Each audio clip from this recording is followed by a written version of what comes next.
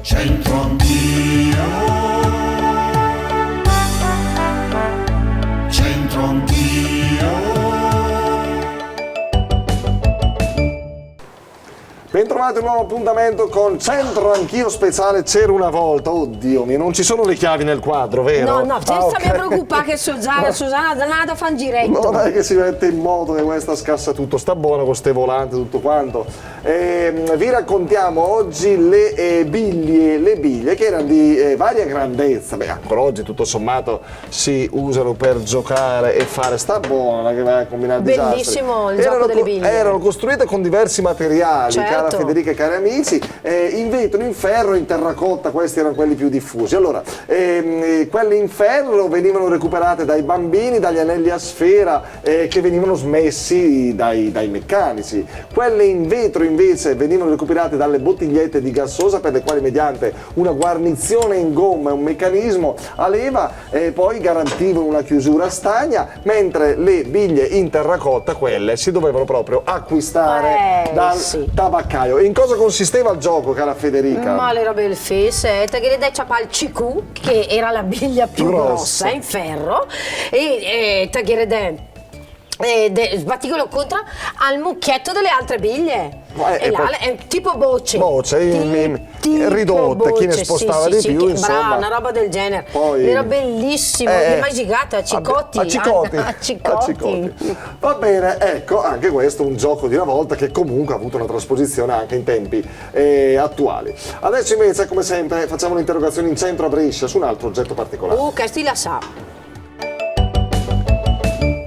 Oggi siamo in compagnia di Michela. Salve Michela, buongiorno. Lei di che si occupa? Possiamo sapere? Ho un insegnante. Un insegnante, bene. È bresciana lei, Michela? Sì. Molto bene. Guardando questa immagine, signora Michela, che cosa le viene in mente? Cosa può essere questo oggetto? Qual è il suo scopo? Veniva utilizzato un po' di anni fa. Questa è una striglia.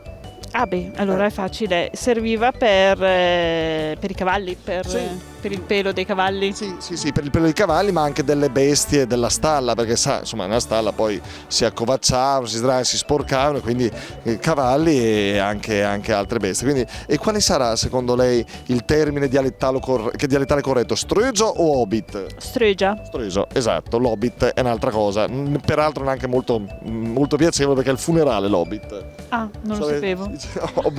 Hobbit, il funerale, UBT, il funerale dei bambini, insomma, sono cose ormai termini un po' antiquati. La Strögia, lei la ricorda, l'ha mai vista prima di noi? No, non l'ho mai vista. Troppo giovane. No, poi credo che fosse uno strumento usato in campagna. Sì, nelle stalle, in campagna, ormai penso che... Grazie. Niente, grazie a lei, arrivederci.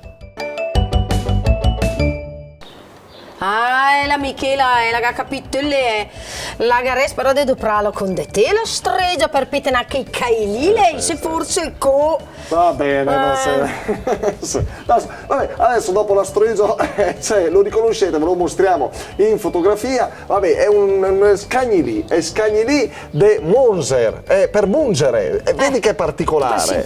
Sì, però a quell'altezza giusta per arrivare là dove si deve arrivare per mungere, insomma, ecco. Vabbè, vedete questo piccolo sedile di legno consistente in quest'asse di legno di grosso spessore, che è fissato poi un piolo funzionante poi da piede, e i contadini si sedevano quando dovevano mungere le vacche, vedi? D'acco. Mai provate? Forse una volta da bambino a casa di un mio prozio l'ho fatto ancora. Tu hai provato ancora a mungere? No, mai. No? No, pure mi delle acche. Perché? Quindi in montagna, quando fai la passeggiata, cammini, che intro. No, don con quel campanone lì che. No. Ha paura delle vacche. Vabbè, comunque vedete, sedile a un solo piede trova più stabilità, in quanto le lettiere delle stalle erano di solito formate dal sottolato, per cui uno sgabello a 4 piedi non poteva star ben fisso, essendo il suolo irregolare, e quindi insomma bastava soltanto un appoggio. Va bene, allora su Scagnolì del Mölzer vi salutiamo e vi diamo appuntamento alla prossima puntata qui a Centro Anch'io, speciale C'era una volta. Ciao, arrivederci. C'entro anch'io.